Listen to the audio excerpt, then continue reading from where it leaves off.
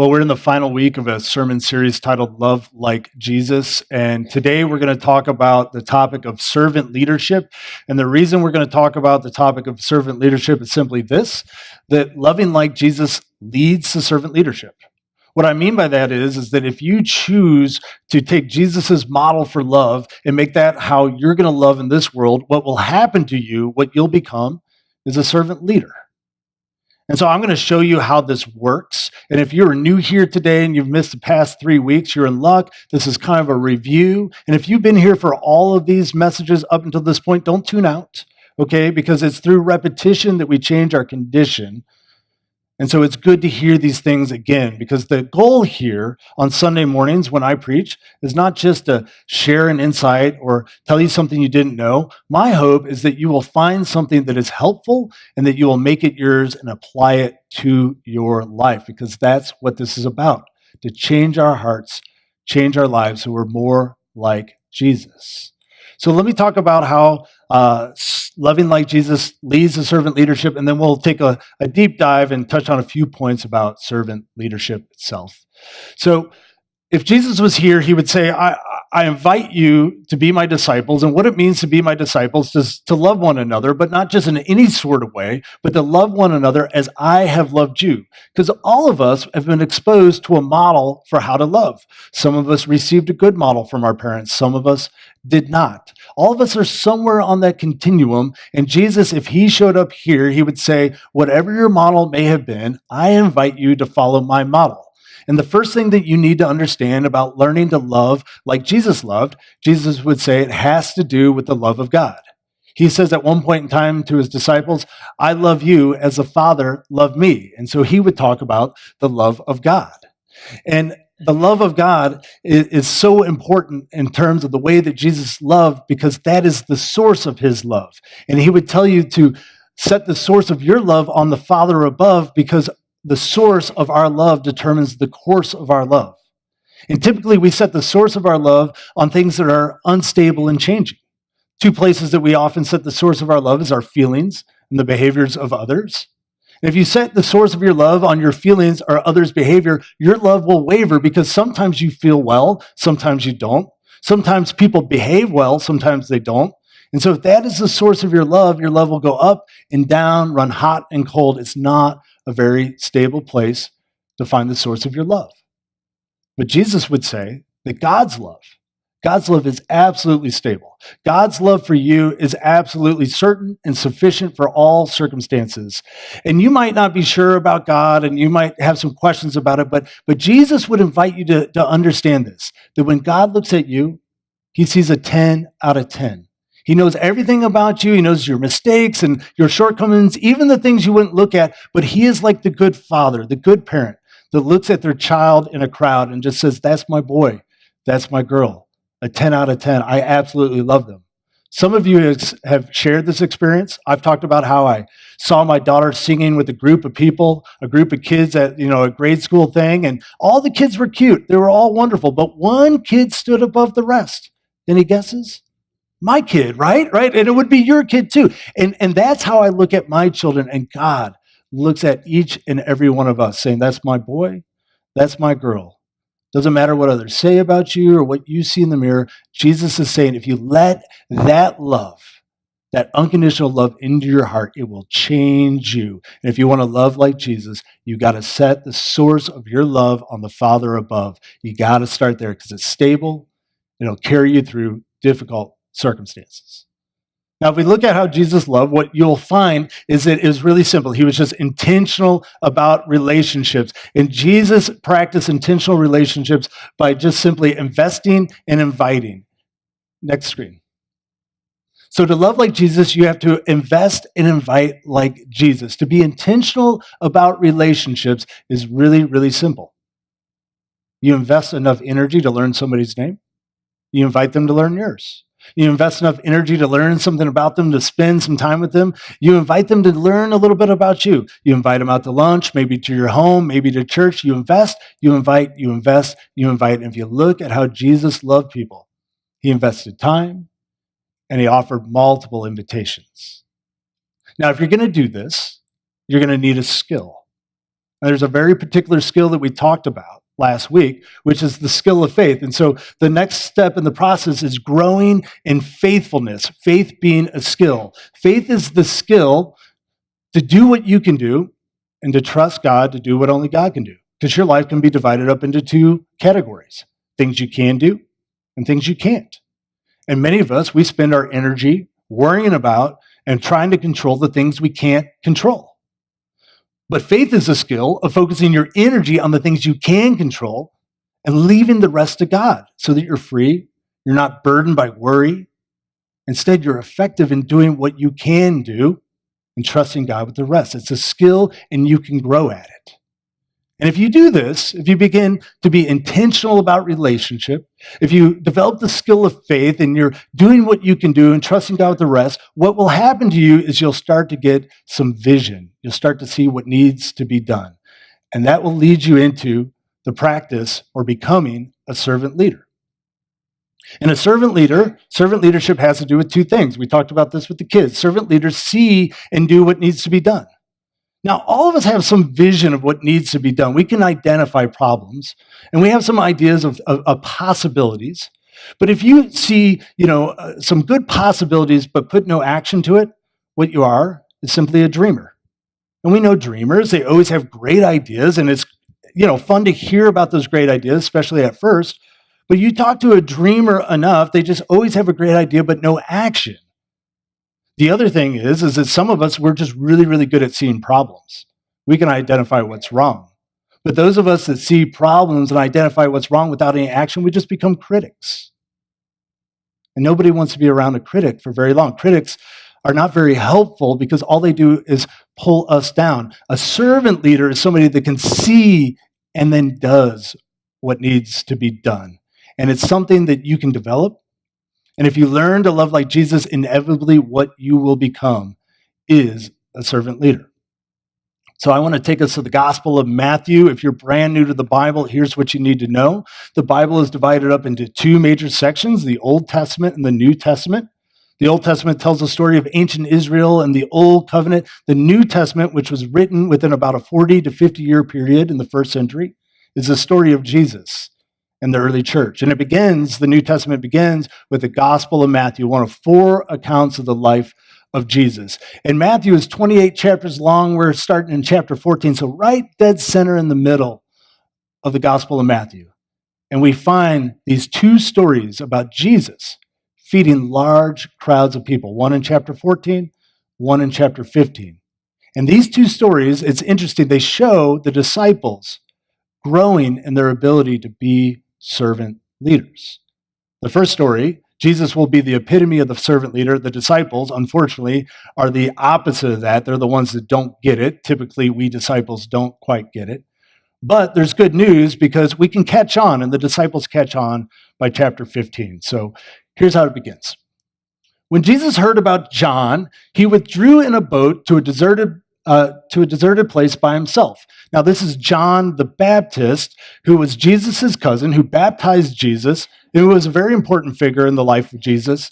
And John had been criticizing King Herod because King Herod was, a creep. And he criticized King Herod. King Herod didn't like that, and so he beheaded John. And Jesus just got the news that his family member had been murdered. And so he's grieving. And he's doing what many of us often do, something that is quite often helpful. He's trying to get some alone time. He needs to grieve. When the crowds learned this, they sent tweets and text messages and followed him on foot from the cities. It's a newer translation, but go look it up. It's in there. Okay, go home tonight, dust off your Bible, and look it up. I promise you it's in there. David, it's not really in there. I just want them to open their Bibles at home. They followed him. When Jesus arrived, he saw a large crowd, and he had compassion for them and healed those who were sick. But I thought that Jesus needed to grieve. Well, he did. But he's a servant leader. And he saw a need, and he did what needed to be done. Servant leaders often still jump in the game, even when they're tired, even when it's an inconvenience. This doesn't mean that we don't need rest. This doesn't mean that we shouldn't have boundaries or get good at saying no. But time and time again, if you're a servant leader, you'll find yourself presented with a need, and then have the choice to take action. So Jesus, he takes action. He begins to heal those that are in need. And then the disciples show up. That evening, because Jesus had left the disciples behind, he needed a little alone time from them, especially, it seems. But finally they arrive and they show up and they say, this is an isolated place and it's getting late. Hey, Jesus, have you looked at the time? Okay, it's starting to get dark out. It's an isolated place. It's great that you're teaching people, but we see a problem. Next slide. Send the crowds away so that they can go into the villages and buy food for themselves. Jesus, we have a problem here, and we know what the solution. We know what you need to do, Jesus. The disciples, like many of us, we see a problem, and they want Jesus to take responsibility. Have you ever identified a problem or an issue and then went and found whoever was supposedly in charge and said, hey, you need to do something about this? Anybody ever done that before? Okay, it's church. We need to be honest, okay? When I do this from time to time, and here's what I say, sometimes verbally, but often in here, okay, my internal dialogue. It's simply this. It is not my job, right? See, many of you have done this before. You know what I'm talking about. Hey, it's not my job. It's not my job. There's no need to send them away, Jesus said. You give them something to eat. Whoa, Jesus, we were just trying to be helpful. We saw a need. We offered a solution. What is this? We need to do something about this. Jesus, he's interested not just in feeding people, but he's trying to train these disciples to be servant leaders.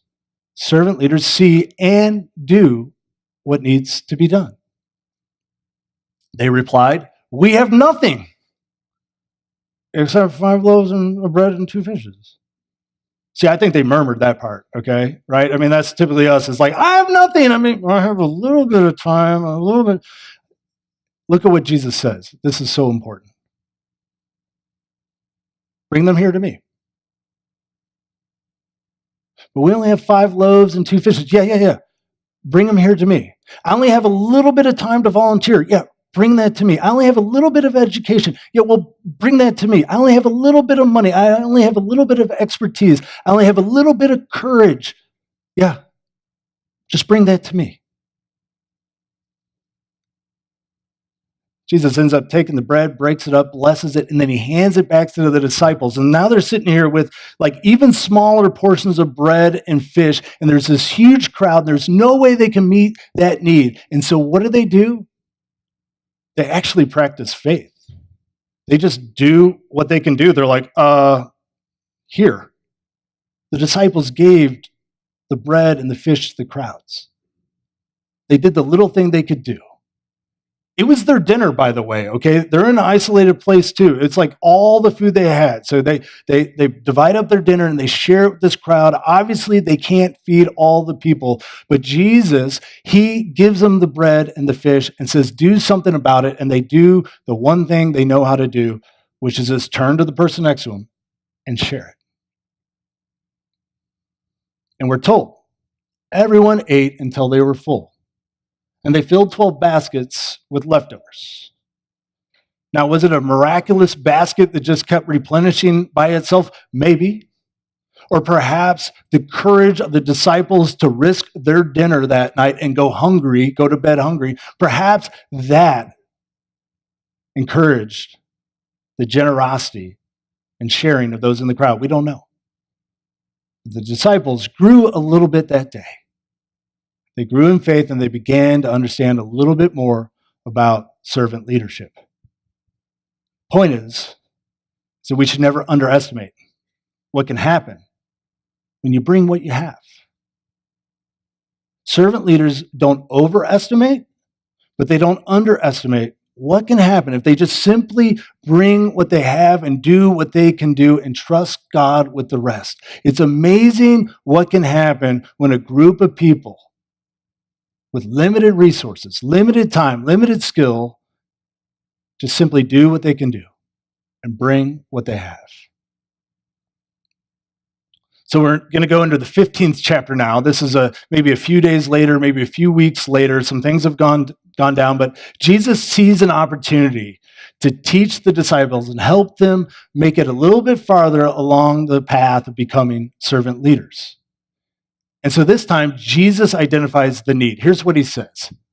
I feel sorry for the crowd because they have been with me all day and have nothing to eat. So similar scenario, they're out like outside of town, and there's a crowd, and Jesus has been teaching all day, and he turns to his disciples, and he says, I'm concerned about them.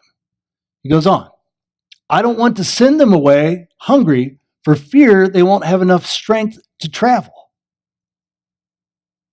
Now look at what the disciples say. Next slide. Where are we going to get enough food in this wilderness to satisfy such a big crowd? Last time, it was Jesus, hey, do something about this. This time, Jesus identifies the need. Notice that he doesn't put responsibility onto them. He's just sharing with them a need that he's seen, and they respond with, hey, what are we going to do about it? I mean, it's totally different now. Jesus sees a problem, and now the disciples take responsibility. And part of becoming a servant leader, in whatever context you're in, whether it be at home, at work, in the church, is taking responsibility to do something. To do something. Jesus says, how much bread do you have? Similar storyline. But check this out. This is subtle, but this is really important as well. Remember how they responded last time? What do you guys have? We have nothing. Right? Look at this. 7 loaves and a few fish. No excuses. Hey, this is what we have. It's what we're working with. Jesus takes it, prays over it, breaks it up. They distribute it. And we hear again, they all ate and were satisfied. The disciples are making progress. They're beginning to learn to take responsibility in the places they can. They're not over-promising, but they're not underestimating what they have either. They're becoming servant leaders. Leadership is earned, not given. It's about influence, not position. Next slide, Carson. Leadership is earned and not given. The disciples are beginning to understand this as they have risked their own dinner one night, and then they began to take responsibility. And as they're taking responsibility for things, they're earning influence with those around them. And many of us, we've met a leader who's in a position but has very little influence. And many of us, we wish it was as simple as if you just got that leadership position, then everything was solved and everybody was just going to follow, but that is not really how it works. And so I want to take you to one last story from the Gospel of Matthew. It's in Matthew 20, and this is a story about servant leadership and about the fact that leadership is something that is earned, not given. It's about influence. It's about influence. So the story starts off with, there's 2 disciples, John and James, and their mom. Okay, their mom comes up and says this to Jesus. Say that these 2 sons of mine will sit, one on your right hand and one on your left in your kingdom. Hey, Jesus, I'm the original helicopter parent, and I need to have a conversation with you, and I need you to go ahead and guarantee that my 2 boys are going to be in places of prominence. Would you do that for me, Jesus? Could you imagine how embarrassed his sons must be? Because they're standing right there. We know that because of what Jesus says next. Jesus looks at the 2 guys. It's like, really? Are you kidding me? He looks at him and he says this. You don't know what you're asking. Can you drink from the cup that I'm about to drink from? You don't know what you're asking, what you're getting into. Remember that night where we only had a little bit of bread and a little bit of fish, and there was that crowd, and I said, hey, give me what you got, and then you guys started distributing that, and you thought that was risky, you thought that was a sacrifice. You really want to be a leader, it's going to take sacrifice. It's going to cause you some pain. Because here's a principle about leadership. Any of those that have actually been in a leadership role, you know that leadership requires pain. Because influence is gained by sacrifice. Now, we don't always think about it as pain, but oftentimes it is. Some of our servant leaders here, they get here early. They do things when nobody else is looking. I mean, Sherry Burns was here really early. Michael Beal, who's preparing food for us today, has been cooking all week. Gary Snell's almost always here super early. I mean, there's a lot of things that happen, right, that others don't see, but it's that sacrifice of time and energy that builds influence. And sometimes we see it, sometimes we don't. But it's like we can feel it when somebody has put in the work. And those that have influence over me, the people that I'm like really apt to listen to, are those that I know who have put in the work. When Carter Normanton back there calls me about something to do with the building, I pick up the phone. Same with Stan, because those two guys sitting right there, they have put in the work over and over again. And so they have influence because I've seen them sacrifice their time and energy. So many of you have done that. That's servant leadership. But it costs some pain, which is why many of us struggle to become servant leaders. They said to him, "We can." Jesus says to him, "You will. You will drink from my cup."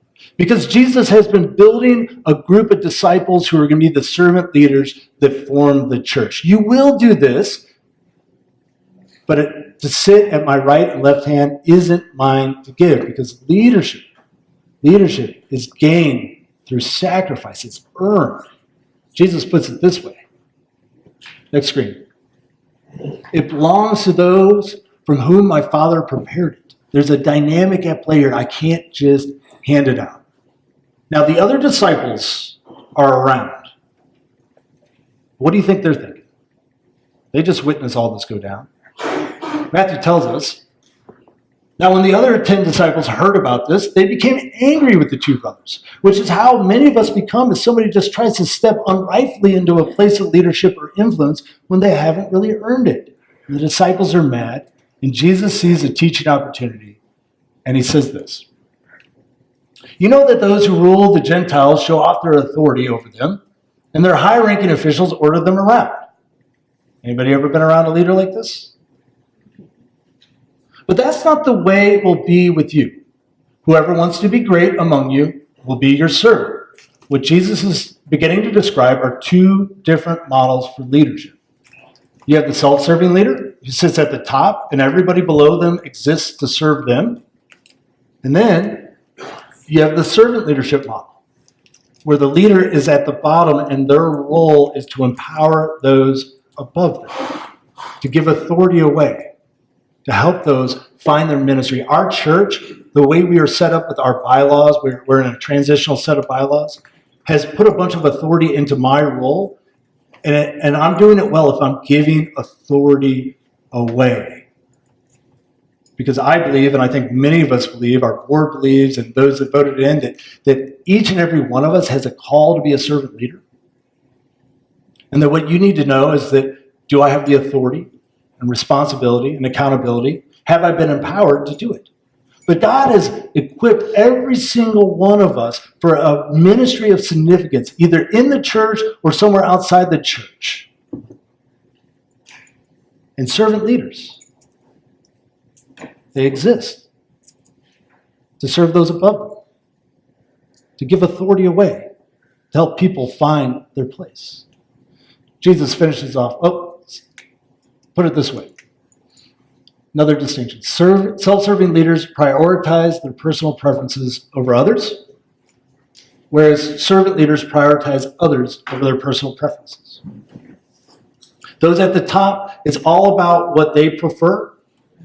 But those who are truly servant leaders, they do a very difficult thing, and they start prioritizing the mission over their personal preferences. And that's part of where the pain is. All right. Jesus continues, whoever wants to be first among you will be your slave. It feels like it's getting a little extreme. Servant, fine, Jesus, but slave, like who would do that? Jesus goes on. He says, just as the Son of Man, which is his nickname for himself, he's talking about himself, just as the Son of Man didn't come to be served, but rather to serve and to give his life to liberate many. Jesus is not asking us to do anything that he hasn't already done. In servant leaders, when you're a servant leader, you don't ask anybody to do anything that you're not willing to do yourself. And Jesus does this, why? For this greater purpose. Calls us to this greater purpose. Servant leaders become great because their lives serve a greater purpose. So I got a question for you. I want you to ask, who or what am I serving? Because all of us are serving something or someone. Some are serving an addiction. Some are serving trying to, keep up with the Joneses, or you're serving like consumption and you just want the next thing. You're just caught in that cycle. Or maybe like you're still trying to win your father or mother's approval. It doesn't matter how old you are. Maybe you're trying to win the approval of others around you. We're all serving something. Maybe it's just your own pleasure and your own self-interest, but we're all serving something. Have you ever asked the question, who or what am I serving? Really? And the second question is this. Will my life be about my personal preferences or a greater purpose? Because it's so easy, and we all start off with it being about our personal preferences because they are our personal preferences. Like, why wouldn't we gravitate towards those things? But we're called to something much, much bigger. There's a greater purpose. Called to love like Jesus, to be servant leaders. And it makes a difference in this world. Servant leaders see and do what needs to be done. And the invitation to each and every one of us is simply bring what we have. Bring what we have. No more, no less. Don't underestimate it. You don't need to overestimate it. But will you bring what you have? Your workplace, your families, your neighborhood, here at the church. Because there's a need for servant leaders. And if we learn to love like Jesus loved, then what will happen to us is we will become these servant leaders that see and do what needs to be done, that we will bring what we have. A little bit of time, a little bit of energy, whatever it might be. Let us pray. God, we thank you that there's a call on the heart of everybody here. That you speak directly to them. And that you are leading them to something bigger than themselves. And it could be in small places, Lord, but it's still a big thing. It could be in their own families or their own neighborhoods, at their workplaces, through this church or another church or somewhere, Lord. But we're all called to this greater purpose, this purpose of reaching people with love, showing them that you're a God of grace, that fundamentally that they are beloved, their lives are full of meaning, that they are welcomed in your kingdom.